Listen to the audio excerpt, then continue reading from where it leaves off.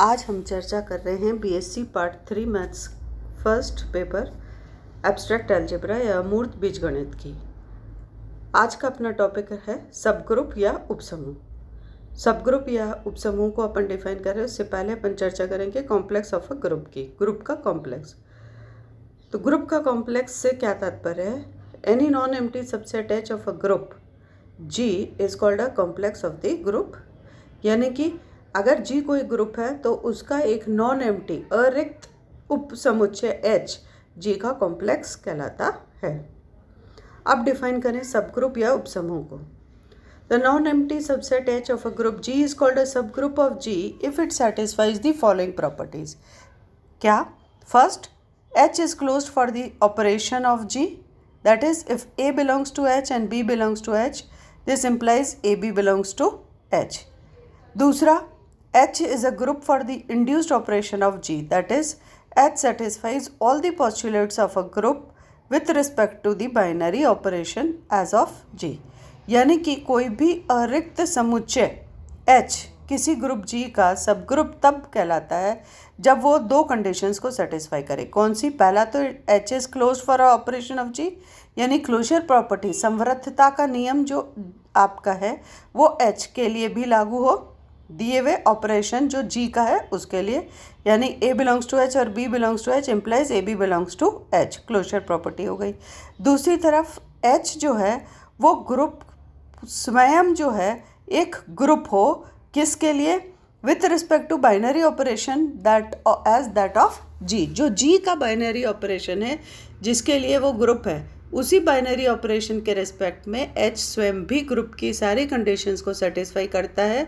यानी एच खुद एक ग्रुप है उसी बाइनरी ऑपरेशन के लिए जो जी में एग्जिस्ट करता है, तो हम कहते हैं एच को जी का सब ग्रुप। यानी कि हम कह रहे हैं कि कोई non empty subset H of a group G is a group if it satisfies all the properties of the group. अब जब ग्रुप की बात होती है तो इम्पोर्टेंस किसका रहेगा? बाइनरी ऑपरेशन का। अगर H ग्रुप तो है पर वो उस बाइनरी ऑपरेशन के लिए ग्रुप नहीं है जो कि G का बाइनरी ऑपरेशन है। यानी कि अगर हम ये कह दें जैसे Z प्लस जो है ये आपका G प्लस R प्लस के का एक सबसेट है और प्लस की जब अपन बात कर रहे हैं तो वो ग्रुप भी है। तो H, क्योंकि यहाँ पर हमने H को लिया Z, सिंपल आपके इंटीजर्स का सेट, और ऑपरेशन दोनों में प्लस प्लस है, तब तो क्या हो जाएगा? ये एक सब ग्रुप हो जाएगा। बट अगर हमने ऑपरेशन चेंज कर दिया कि मान लीजिए हम बात कर रहे हैं G के लिए, तो हम ले रहे हैं रियल नंबर्स का नॉन ज़ीरो रियल नंबर्स का सेट फॉर मल्टीप्लिकेशन, वो ग्रुप है। और यहाँ पर जब हम बात कर रहे हैं R0 का सबसेट Z ले रहे हैं और प्लस ऑपरेशन के लिए Z is a subset of R0, but G में यानी कि आपका जो ग्रुप है उसमें तो आपने ऑपरेशन लिया मल्टीप्लिकेशन प्रोडक्ट, और Z में लिया ऑपरेशन प्लस, तो Z प्लस ग्रुप तो है, बट इस केस में Z plus will not be a subgroup of G0 cross, क्योंकि दोनों के बाइनरी ऑपरेशन अलग है। तो सबसे इम्पॉर्टेंट चीज़ जो सब ग्रुप की है, सबसेट के साथ साथ सेम बाइनरी ऑपरेशन, जिसे हम कह रहे हैं इंड्यूस्ड ऑपरेशन के लिए वो ग्रुप होना चाहिए। जब हम बात कर रहे हैं सब ग्रुप की, तो जैसे हम सेट्स में पढ़ते आए हैं कि सेट का एक सबसेट होता है कब? जब all the elements of the subset belongs to the set. तो इसी तरह से जब हम बात कर रहे हैं प्रॉपर और इम्प्रॉपर सब ग्रुप्स की, तो हम देखेंगे कि प्रत्येक ग्रुप का जिसका कि ऑर्डर 2 या 2 से अधिक है, उसके 2 सब ग्रुप्स हमेशा एग्जिस्ट करेंगे। कौन से?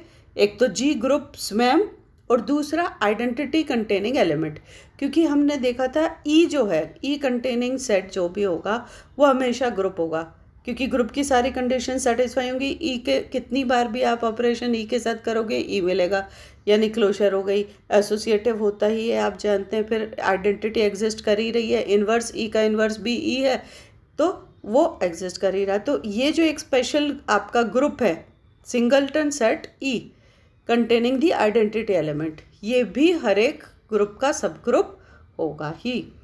तो 2 सब ग्रुप्स जो स्पेशल हर ग्रुप के आपके एग्जिस्ट करेंगे, ये जी और स्वयं, जी स्वयं और आपका सिंगलटन सेट ई, ये कहलाते हैं इम्प्रॉपर और ट्रिवियल सब ग्रुप्स।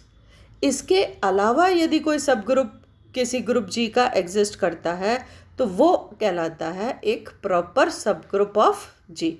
यह आवश्यक नहीं है कि हमेशा आपके किसी ग्रुप का सब ग्रुप जो है प्रॉपर सब ग्रुप एग्जिस्ट करे ही। इम्प्रॉपर सब ग्रुप्स तो हमेशा एग्जिस्ट करेंगे, जी स्वयं और सिंगलटन सेट ई, बट उसके अलावा कोई आपका सब ग्रुप एग्जिस्ट करे ये आवश्यक नहीं है। इसमें एक इम्पॉर्टेंट बात ये हो गई कि आपका जो ग्रुप है, अगर ऑपरेशन जैसे हमने बात की डिफरेंट है then the binary operation in G, then it will not be a subset of the in spite of being a subset of G, it will not be a subgroup of G। Example हमने discuss किया था एक। अब दूसरा example और देख सकते हैं हम कि अगर R प्लस हम जानते हैं कि इज़ अ ग्रुप, तो Z प्लस जो है और Q प्लस ये दोनों सब ग्रुप्स हैं R प्लस के, क्योंकि ये दोनों भी ग्रुप होंगे सेम इंड्यूस्ड ऑपरेशन एडिशन के लिए।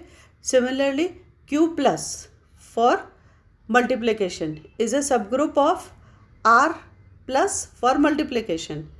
Rational number Q irrational numbers और R plus real numbers positive, तो ये तो आपके सब ग्रुप हो गया Q plus for product of operation in case of the group R plus cross.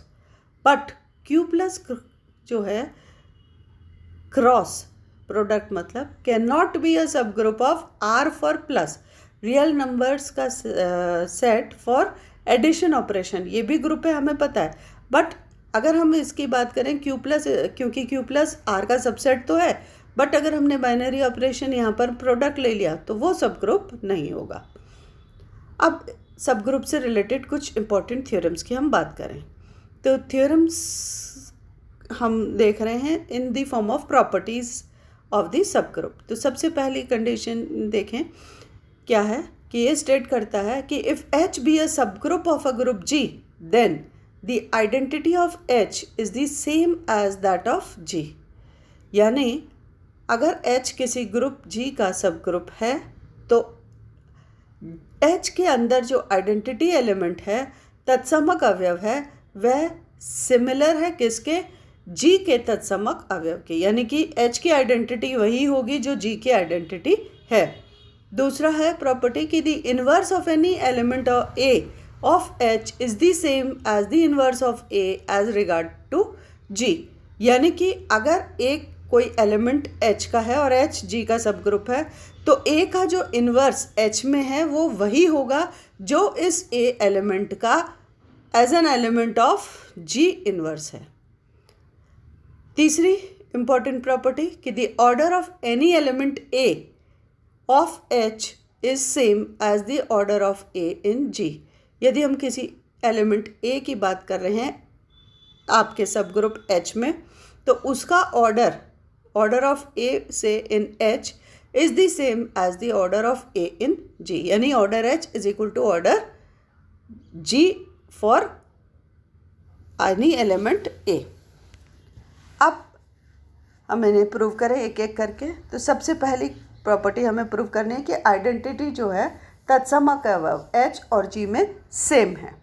तो इसके लिए हम मान लेते हैं कि let E and E dash be the identity elements in G and H respectively. E को हमने मान लिया G की आइडेंटिटी और E डैश को हमने मान लिया H की identity.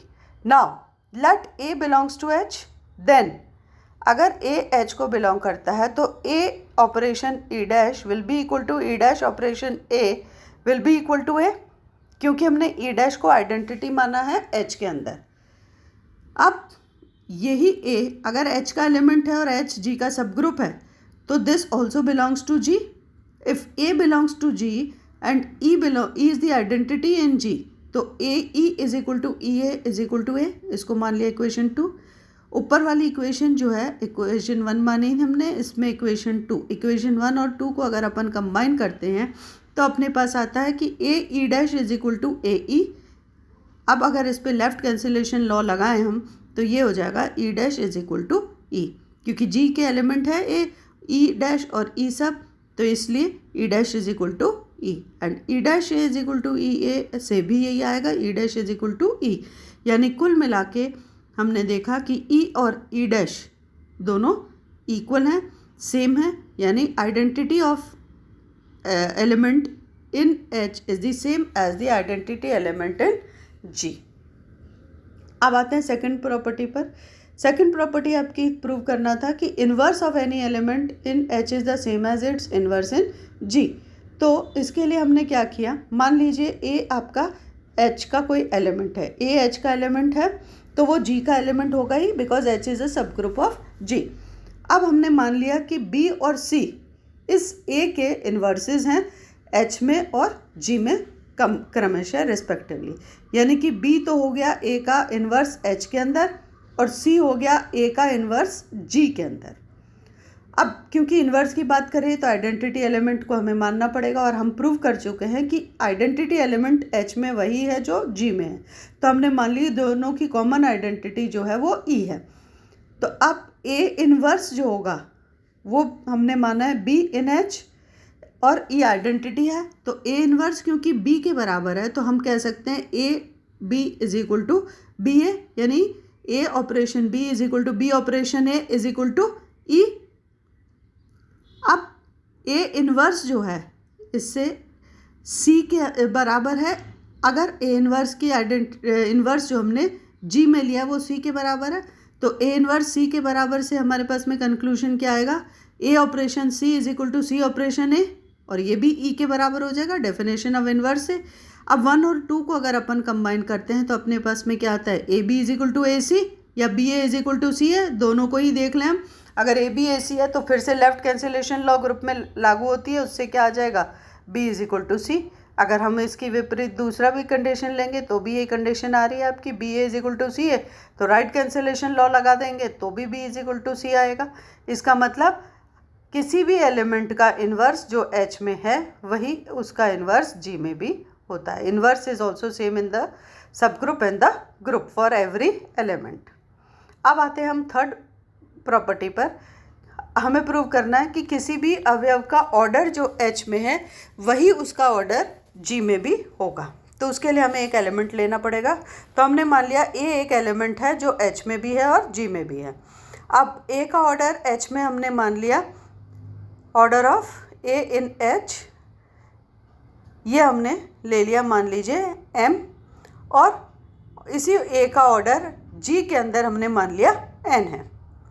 Now if E be the identity element in H and G, जो हम सिद्ध कर चुके हैं कि सेम होगा, तो definition of order of the element से हम कह सकते हैं कि A की power M will be equal to E, क्योंकि हमने कहा है कि A का ऑर्डर H के अंदर M है, इसका मतलब A to the power M is equal to E। दूसरी तरफ हमने कहा है A का ऑर्डर G के अंदर एक N है, तो उससे हमारे पास आ जाएगा A to the power N is equal to E। दोनों को हम कंबाइन करें तो आ जाता है A की power M is equal to A की पावर N, यानी कि A की power M into A to the power minus N is equal to A to the power N into A to the power minus N। Into से मतलब यहाँ binary operation होगा, तो इससे हमारे पास में क्या आ रहा है, A की power M minus N is equal to A to the power N minus N 0, यानी कि A to the power M minus N is equal to A to the power 0, और A की पावर 0 हम जानते हैं E के बराबर है, यानी कि A की पावर M माइनस N जो है आइडेंटिटी के बराबर आ गया। या हम कह सकते हैं कि M माइनस N जो है 0 है, क्यों, क्योंकि M माइनस N M से छोटा होगा, जो कि ऑर्डर ऑफ A है इन H, और M माइनस N N से भी छोटा होगा, क्यों, जो कि ऑर्डर है इन A का इन G। तो इससे क्या आ गया, M माइनस N अगर 0 होता है तो M is equal to N, और इससे सिद्ध होता है कि किसी भी अवयव A का ऑर्डर H में जो है वो सेम है as its order in G। किसी भी अवयव का ऑर्डर कोटि सब ग्रुप में वही होगी जो उस अवयव की कोटि ग्रुप के अंदर होगी।